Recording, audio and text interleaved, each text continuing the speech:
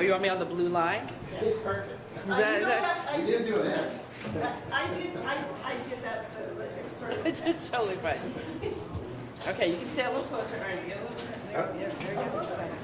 We'll just prop you up. Yeah, right, exactly. We have to go on the end too. Don't stay out of the shot, guys. There you go.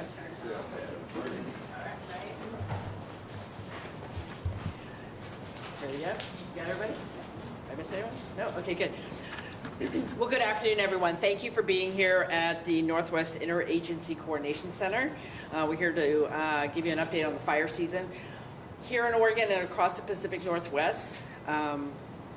Handling our fire season is a team sport, so before I start, I'd like the individuals behind me to introduce themselves and their agency affiliation. So if you have specific questions, you know I have these experts behind me. So start over here. Josh O'Connor, work for the U.S. Fish and Wildlife Service out of Portland here and in the Pacific region, and I'm the Northwest chair for the multi-agency coordinator. Mariana Reese-Temple, and I serve as the Oregon State Fire Marshal. Good afternoon, everyone. Kyle Williams, Deputy Director of Fire Operations at the Oregon Department of Forestry. Afternoon, Bruce Bond. I'm the Australian liaison with the Australian New Zealand contingent. Good afternoon, Lorraine Guillory with Oregon and Washington Bureau of Land Management, Fire Operations Specialist. Good afternoon. My name is Merv George, and I'm the Deputy Regional Forester for the United States Forest Service. Hello, everyone. My name is Kelly Kane. I'm the Acting Fire Fuels and Aviation Director for the Pacific Northwest U.S. Forest Service. Hello, everyone. My name is Ted Pierce. I'm the Center Manager for the Northwest Coordination Center. I work for the BLM, but all of the agencies in our geographic area. Thank you. So Ted was just showing me the center. We had a briefing earlier, and then I was meeting some of the crew here who work here at the center. And I think what's important to know for Oregonians and the entire Pacific Northwest is that you have a team of really skilled people who have been working tirelessly for weeks, months at this point, in a very unprecedented fire season. And we still have a fire season to go. So I'm gonna make some opening comments about where we've been and then talk about some of the things that we were talking about today. First of all, before I get into details, I wanna say thank you to the folks who've been on the line. Across the Pacific Northwest, we have 6,500 folks still out in the field. I know it might feel like the season is kind of subdued a little bit, but there are 6,500 individuals across the Pacific Northwest still dealing with fire. People have been putting their personal lives on the line, putting them on hold, being out every single day for weeks now. And I just want to say thank you to our firefighters, our support crews, our incident commanders, everybody at all levels of supervision who have been fighting these fires, keeping our community safe and keeping people safe. And we've had a very tough fire season so far. But luckily we have some really committed individuals across the region who are keeping everybody safe. So I just want to start off by thanking them. As you know, this has been an unprecedented fire season. We've seen a lot of activity, particularly here in Oregon on the eastern side of the state. It's been aggressive. It's been very difficult on a lot of people, a lot of communities, and it's not over. So I think that's the top message for today. We're not done yet, even though it's the end of August. To date, across Oregon, it's been over 1.5 million acres have burned here in Oregon. For perspective, our 10-year average for an entire fire season is 640,000 acres burned, and we're at 1.5 million here, and it's not even September yet. We've lost 32 homes and an additional 99 outbuildings this year from wildfires. We're still assessing all that damage, but those are the quick numbers. And typically, we haven't even gotten into the most dangerous part of the fire season, which we're entering into here late August and early September. I know we all remember 4 years ago, the fires in 2020 over Labor Day weekends that affected a lot of communities, and we're going into that weekend now. One of the things that we continue to do here in Oregon is to apply the lessons we've learned from the years before. We're prioritizing fire prevention. We always have to maintain a state of readiness with our available resources. We have incredibly strong interagency coordination, and we rely on that a lot. And we've really taken an all hands, all lands approach to our wildfire hazard mitigation across the state. Daily, the folks here at the Northwest Interagency Coordination Center are exemplifying that approach and keeping a lot of us safe. So this center here is the operational hub of the Pacific Northwest Coordinated Wildland Firefighting effort. So we are in partnership with the state of Washington and a number of our federal partners, federal agencies that we have representatives from here today. The leaders here through the center coordinate the resources at the local, state, and federal level. They monitor weather conditions, fuel conditions, trying to really get ahead by looking at the data and knowing what's coming at us. The fire management leadership here ensures we can prepare and respond effectively to wildfires, protecting lives and communities and our natural resources. The natural resources and the losses here, particularly on the east side, have been substantial, and that is always part of the equation that we're trying to protect. So again, I want to thank everybody for what they're doing. So let's look towards the remainder of the fire season. This interagency leadership team is working to make sure that we can stay ahead of the game, deal with the things that are still in the landscape, but there could be some additional ones coming. One of the things that we talked about in the briefing today was the weather. We had the meteorological expert here at the center talk to us about the upcoming weather. We're all aware from past experience on the west side of the mountains, the potential east winds. One of the things I want to point out to folks, if we have another east wind event like we had 4 years ago, particularly with the Labor Day wildfires, we'll have a 5 to 7 day advance notice to know that they're coming, and we will be responding accordingly. Right now, we're feeling optimistic, but we should always stay prepared. The weather can change, and we have to be prepared. There are still quite a number of wildfires on the west side of the Cascades, and those east winds can come on pretty quickly. Right now, I think we're all feeling good a little bit about the humidity and the rain we've been having, but the conditions are still dry. A day of rain is not going to solve this problem. In fact, one of the things that I was learning today is our fire seasons have changed. You used to see a lot more reset in a fire season where you'd have more substantial rain to kind of reduce the dryness of the fuel. We're just not seeing that.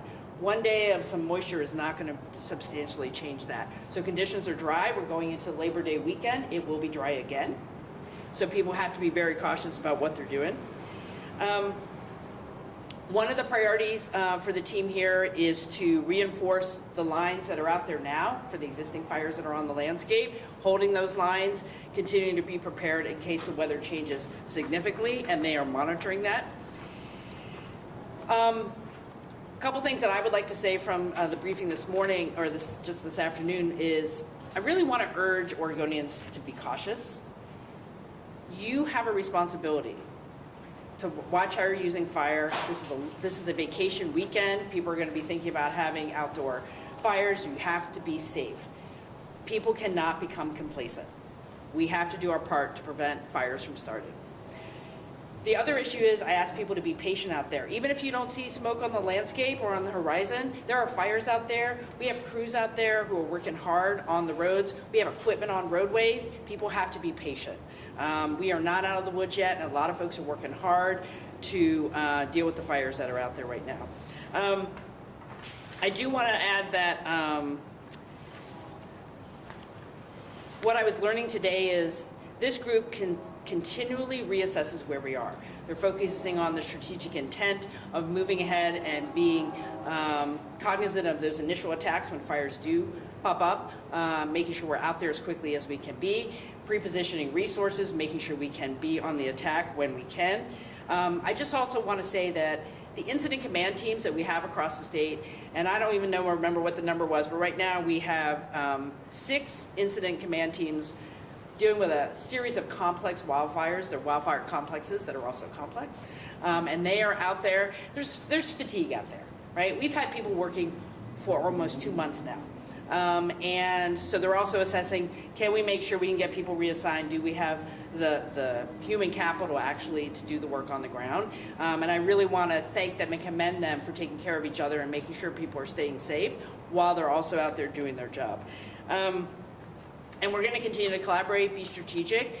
We are successful to the degree that we can be in a very difficult fire season because of the folks behind us here. They know how to work together. They know how to prioritize. They know where to put those resources. I saw this really wonderful large map that literally has magnets of where the planes go and the helicopters go. I mean, this is a sophisticated crew here, and we're dealing with a very tough fire season. So my final message to Oregonians before we take some questions for the experts behind me is be smart about what you're doing. Protect your homes. Be aware. Be ready to evacuate. Be aware of what's going on in your community. Just because the summer seems to be ending and it's Labor Day and school's coming back, doesn't matter. Fire season is still here. It won't be over until there's a lot more rain and a lot shorter days. We've got a couple months to go. So I need Oregonians to be cognizant of that, pay attention. And again, thank the folks behind me who represent hundreds and hundreds of people, thousands of folks who are working hard every day to keep us safe in Oregon, in Washington, and across other regions of the country. And a special shout out to our folks from Australia and New Zealand crew who are here. We've had help from other states, other countries. We have moved mountains to make sure we can keep Oregon safe from fire. And I really appreciate the partnership from everybody here. So with that, I think we'll take some questions. And I am not the expert, so Roxy's gonna make sure you get the right. Yeah, go for it. Hey, I'm Alex from the Oregon Capital Chronicle. My question is related to funding. I think the ODS like 2.5 times its budget this summer. More than a third of the acres are burned are private. I'm wondering if there's any proposals coming to more equitably share the cost of wildfire with private landowners, or if this is going to be a sort of like mad dash on the general fund come next year. Well, let's thank you for the question. Big fires cost a lot of money. There is day-to-day tracking about how much of these the fires are costing us. So I just want to give a quick estimate, and I will say I believe the Board of Forestry that's meeting next week here in Oregon will have a little bit more refined details about where we are in terms of costs. Overall, all of our fires this season have cost about $214 million to fight. The positive thing there, and that's on the forestry side, it's about $27 million on the state fire marshal side.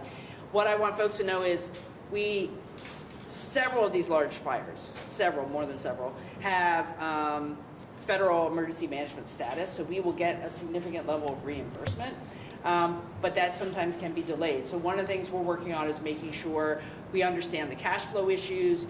The emergency board in September will have a request to release some reserves that are already set aside for firefighting costs. So we're monitoring that with the agencies and with the chief financial officer to make sure people get paid. We'll deal with the bills later, but people need to get paid, and then we'll deal with the long-term funding issues. In terms of the legislative session coming up, we do have a work group right now looking at how we pay for fire costs here in the state. It's being led up by my team, Doug on my team, Doug Graff, has been sitting down with stakeholders saying we need to figure out a plan here. That didn't happen in the last legislative session. We need to come into next session with a plan to pay for fire costs, fire prevention, and all the work we need to do. So I'm committed to that. I don't have any more details at this point, but we have the near-term issues of paying the bills, but we do need to have a longer-term conversation about paying for these costs in the long term. Fire seasons are not going to get easier, and we as a state need to figure out how to have consistent funding so we can do the work we need to do. Heather Roberts with the Oregon Radio News Network. Looking at pre-positioning, I assume for the state fire marshal, the pre-positioning of crews, knowing that we're going into a holiday weekend with a lot of campers out there, can you tell us where those, if at all, those crews are going to be pre-positioned this weekend? Anybody want to say about pre-position? I can speak to it. Come on, let me take it. So pre-positioning resources right now, we're just getting some resources back available from being committed to all the large fires that we've had, both in the region and nationally. So as far as locations, we don't have a whole lot of set locations right now due to the fact that those resources are still coming back off of days off. We've been in a very short period for not having any replacement resources on the fires that we have. So we're at the point now where we're building up the initial attack forces and getting resources pre-positioned around the geographic area for whatever the activity will bring over the weekend. So all over. And then maybe as it relates to the Office of State Fire Marshal in terms of looking at communities, We don't have any indicators that really necessitate pre-positioning certain parts of Oregon.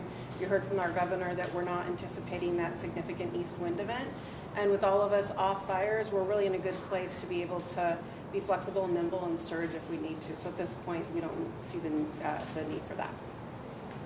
And the good thing is that the weather has been a little kinder, so people have been getting a little bit of a break. So people are kind of resting up for the next round. And that's a good thing, right?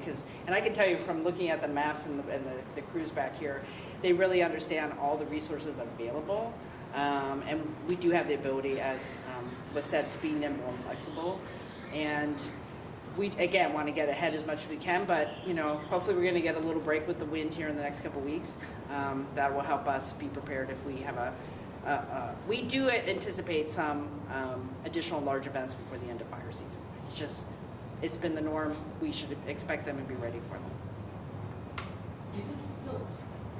Is it still accurate that there are 12 large fires on the landscape today? I know it's always changing, and I don't cover this very often. So is that still a correct number? What's the sort of state of play across the state? I'll do my best. I would say that they're in the state. We currently have 6 large, like I said, fires are being managed by incident management teams, complex incident management teams. But across the state of Oregon, you're probably closer to 20 large fires still that are being managed. Some of those are being managed at the local level with local resources, local forest or local state or local BLM resources managing those fires. But active large fires within Oregon, it's in the 12 number, but large fires that are being managed by the incident management teams. We have 6 incident management teams, and each one of those teams is managing 2 to 6 to 10 fires within that area. So it's really kind of hard to say exactly how many are. You could look at the report on the Northwest Coordination Center's website, and they'll show how many large fires currently on the ground in each state. Yeah, but looking at the map, it's just a lot. Oh, well, yeah, there is statistics too on the morning report. I thought you did a good example. Yeah, so there's a lot of little flames, right? And all those flames together is one complex. Right. Yeah, on the west side. Yeah, so, yeah. But, there's mop-up operations, a lot of things happening, but a lot of that's reverted to the local level and crews who are dealing with that. So, yeah. Let's go with speakers. Yeah, John Adams, KGW. You described this as a significant fire season, and now over the last 5 years, we've seen, I think, 3 significant fire seasons. How concerning is it that we've seen years that have been spikes compared to the historical trends, and is this something that is going to be a trend going forward, and if so, what's the message to Oregonians if we're going to continue to see these extremely active fire seasons? I'm very concerned. It's not going to get particularly better going forward. One of the things I was hearing from today was, and seeing the graphs of the high temperatures in June, highest temperatures ever in July, and when you have that amount of dryness on the landscape and what that does to the fuel, and then you bring in the dry lightning and unfortunately human behavior that causes fires, it's not going to get better from that standpoint. What does need to change is how each community has become more resilient, protecting their homes, protecting their properties. That's why we have the wildfire hazard map conversation going on. People need to be thinking about what it means to live where they are, where wildfire can be on the land, and that they could be put in danger. It requires us to think about long-term here in the state around resilience planning, firefighting resources. We just need to be better prepared. This is very expensive fire season. Because of the hard work of the folks here and all the crews across the state, we've been able to protect a lot of communities. But I can tell you, this team and what we've been doing this season has been pushed to the brink.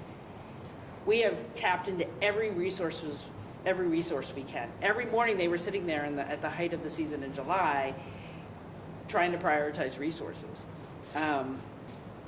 Climate change has really changed what is happening from a weather perspective and the dryness perspective and the amount of moisture on the landscape. So what we do as human beings has to change, and we have to continue to be prepared in a very sustainable way. and also take responsibility of what it means to live where you do in this state and in the times we are living in. Do you want to answer your follow-up? Yes, on the vein of funding in the legislative session, any proposals specifically to help communities and homeowners harden the wildfire map is obviously not a parcel level thing or a property level thing.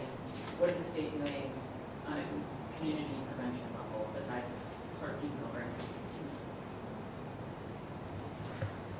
I could speak to what is in existence currently. Our agency, the Department of State Fire Marshal, was mandated to create a community wildfire risk reduction program that came out of Senate Bill 762. In addition to that, there were grant fundings to help prioritize resilience in communities, defensible space, and mitigation. We hope that continues. We hope that conversation continues. We know that it's a priority among some of our legislators and certainly our governor, and I think that that's something that we hope to see continue. In terms of home hardening, there was a directive for the BCD to create a report that's going to be delivered in September. And so we expect that report will be delivered in September that talks about what a home hardening program looks like, what are the priorities of that in terms of grants. And so we expect to see that come out in September. But on the government side, is there any plan to put money behind it? Well, when I was Speaker of the House, I was actively involved in the Senate Bill 762 investments in the 2021 session. I would like to get back to that level of funding. It's certainly something I'm looking at as I put my budget together that's due here in the fall. Again, it goes back to that funding conversation that we're having in that work group. How do we provide the revenue streams to pay for that? But I do think it is something that Oregonians want to see funded, so I'm going to do everything I can to get more money into my budget. But that work group is going to be important because what we do know from the grants that came out in 2021 through 23, they did work. They were very helpful for communities. We need to do more of that, and it's going to be up to us and lawmakers, frankly, to figure out how to pay for it. I will probably put a very big ask on the table for them. Can I really quickly ask, just point blank, would you consider a proposal to reduce the severance tax in order to fund wildfire prevention? I don't want to get ahead on that topic because that is the purview of that work group, right? So, but all ideas need to be on the table because this is a significant issue, and right now we do not have the resources to do this on a reliable basis, and that has to change. Governor, you made a lot of requests that I don't frankly understand very well to the federal government about sort of different, I think basically you want more wiggle room in the range that. Has all that been granted? Are there any things that have been withheld that concern you or like pretty difficulties? And sorry, I have a two-parter. Have you seen any economic, like analysis of economic impacts for ranchers or whatever out there beyond the sort of wildfire fighting costs that you said here? So let me start with the second question. So on the economic impacts, particularly on the eastern side of the state, impacting the agricultural sector, ranchers, rangeland fire. No, we don't have the economic numbers yet. That is something we're trying to get on, and we are starting that conversation. Recovery for us, I'm trying to get out there sooner on these discussions, start collecting the data. It's very hard to get resources from the federal government until we have some of those numbers.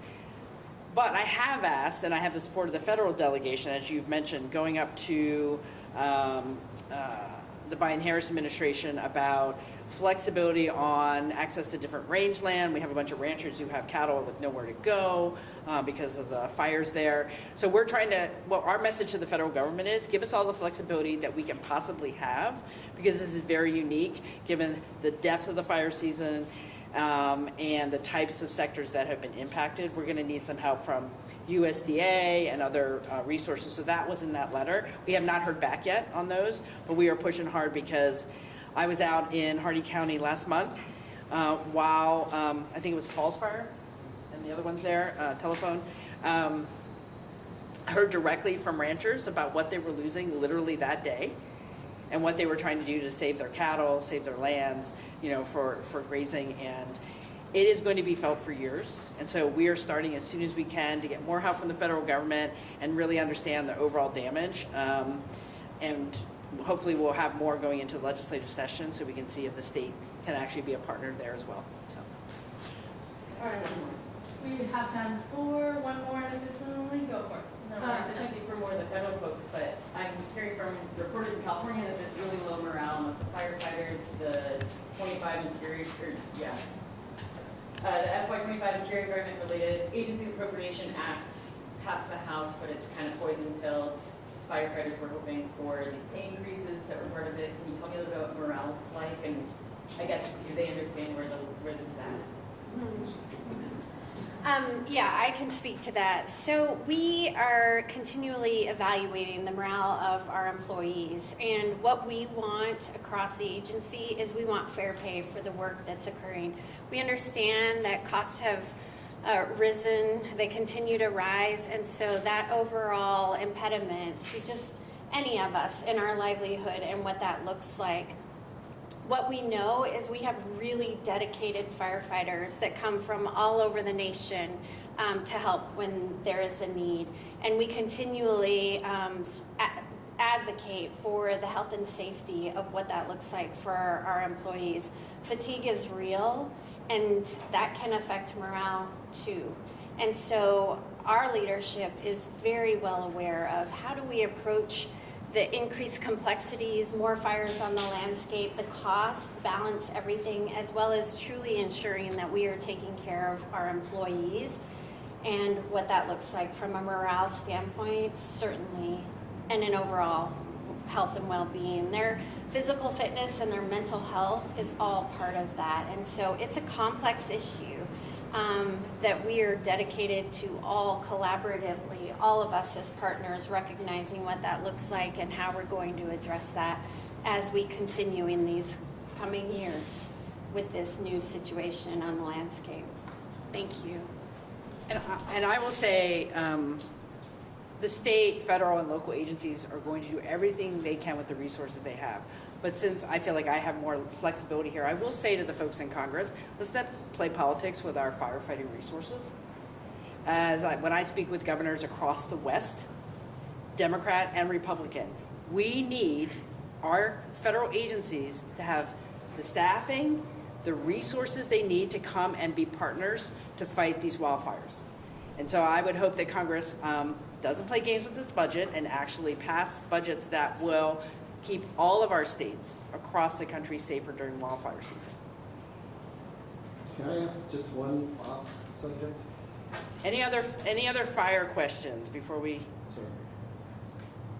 Okay. 4002 takes effect September 1st. I'm sorry. Senate bill or House bill. Oh yeah. September 1st, which is Sunday, I think.